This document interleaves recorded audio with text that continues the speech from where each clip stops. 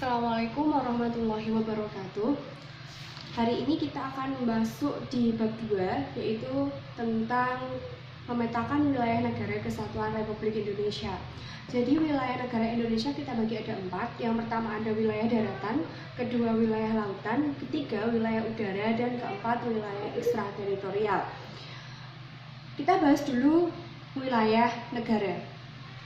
Sebelum itu, Indonesia itu kan diapit ada 2 benua, kemudian dan 2 samudra. Indonesia diapit 2 benua dan 2 samudra. Diapit 2 benua yaitu benua Asia dan benua Australia. Yang kedua diapit oleh 2 samudra yaitu 2 samudra Pasifik dan samudra Hindia. Kita harus ingat itu, soalnya hal sepele seperti itu kita bisa lupa. Kadang ada diapit 2 benua Asia sama Afrika, itu rata-rata seperti itu, padahal benua Asia dan Australia. Selanjutnya, ketika kita udah tahu, ternyata Indonesia atau negara kita diapit oleh 2 benua tersebut dan 2 samudra tersebut. Terus bagaimana cara untuk mengetahui batas-batas wilayah daratannya, kemudian lautannya, kemudian udaranya, dan seterusnya? Nah, untuk mengetahui ada apa saja sih wilayah daratan itu. Jadi wilayah daratan di Indonesia itu kan sangat luas. Dari kita punya sungai, kita punya sawah, kita punya perkebunan, kita punya lahan pertanian dan semuanya. Dan itu ternyata bisa jadi pembatas wilayah negara kita dengan wilayah negara lain. Nah, jadi wilayah daratan itu meliputi ada sawah, ada sungai, ada perkebunan, ada hutan, terus hamparan-hamparan alam lainnya. Dan hal ini itu juga bisa menjadi batas wilayah kita dengan negara lain. Contohnya gini aja, secara mudah, bukan negara, contohnya desa. Antara desa Cebulek misalkan dan Tanjung Rejo itu kan ada batas wilayah desa. Biasanya dengan cara ternyata batas wilayah desa Cebulek dengan Tanjung Rejo dibatasi dengan adanya sawah. Batas Cebulek dengan Margoyoso dibatasi dengan sungai. Nah, itu termasuk wilayah daratan. Jadi wilayah daratan kita tuh sangat luas, sampai di daratan kita itu terkandung banyak sekali kekayaan alam. Sumber daya alam itu sangat banyak, ada perak, ada emas, ada batu bara, ada tembaga, dan lain sebagainya. Itu wilayah daratan. Kemudian kita bahas yang kedua, wilayah lautan. Itu kita punya dua konsep tentang wilayah lautan. Yang pertama ada res komunis, ada res nullius. Yang kedua ada res komunis. Ini lautan konsep.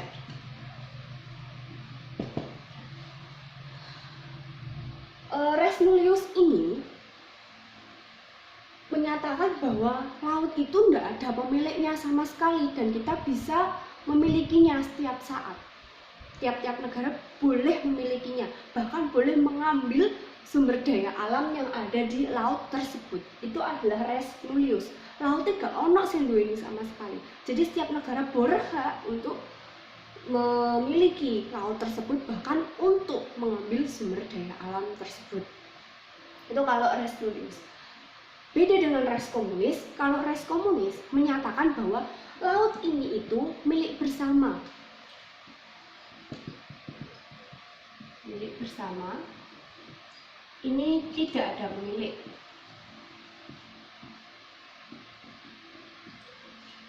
Laut itu milik bersama.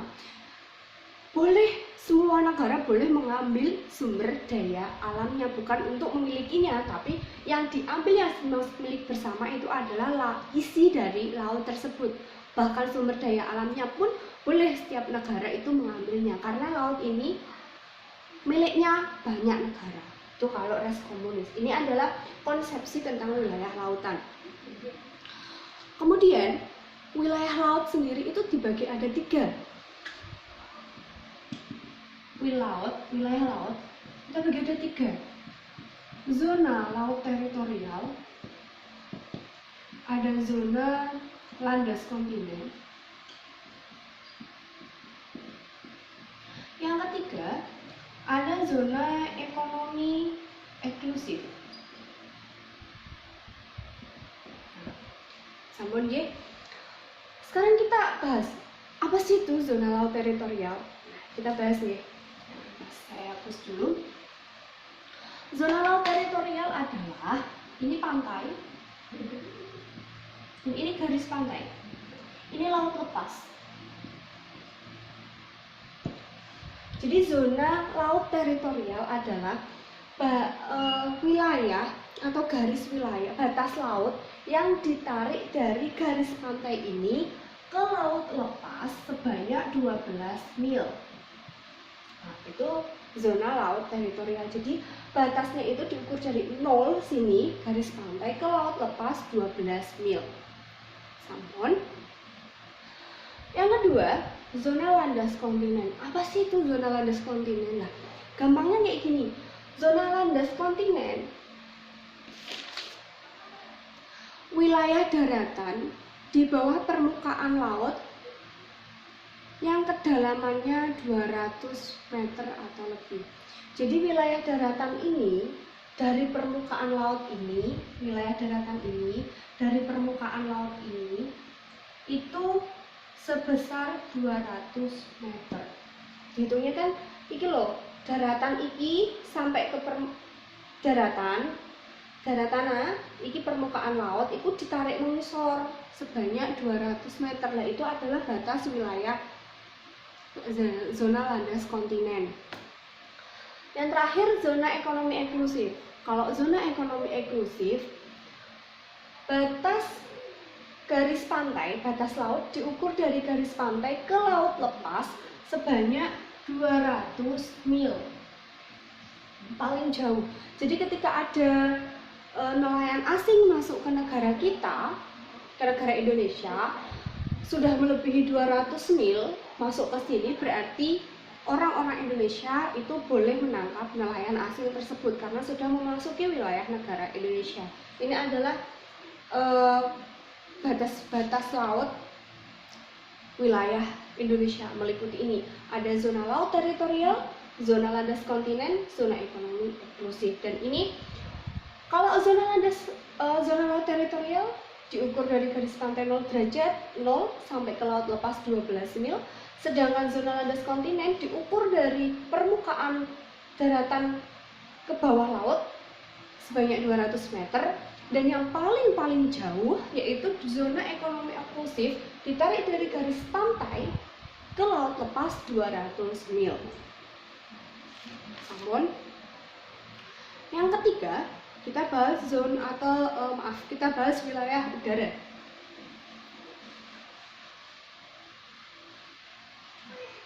Wilayah udara, batas wilayah udara itu ada 2, horizontal dan vertikal.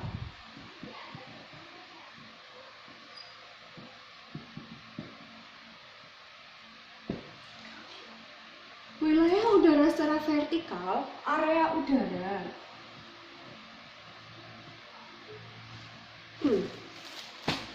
area udara setinggi 110 km dari permukaan udara.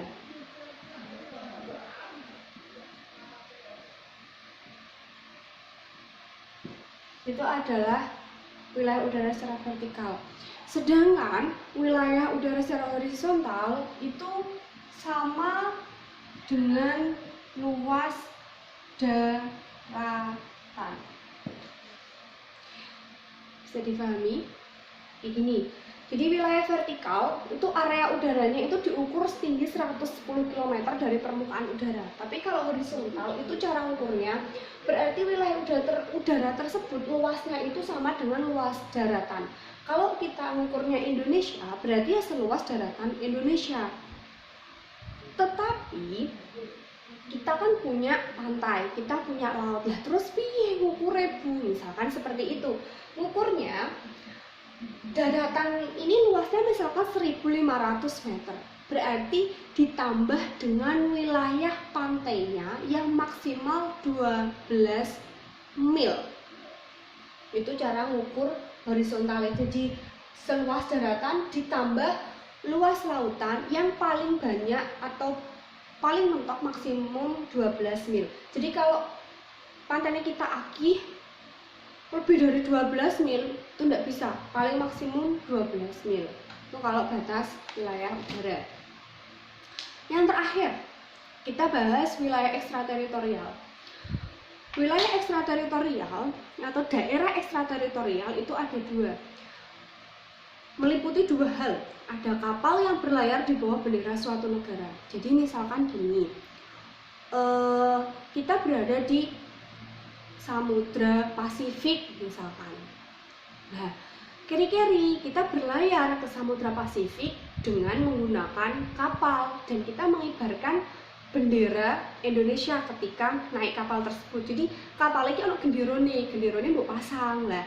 Ketika kamu berhenti di suatu wilayah atau laut, di laut lepas, berhenti, kamu kan laut lepas, kamu berhenti, berarti tempat pemberhentian itu tadi adalah di negara lain, itu kamu boleh mengambil sumber daya alamnya meskipun tempat tersebut adalah wilayah negara lain.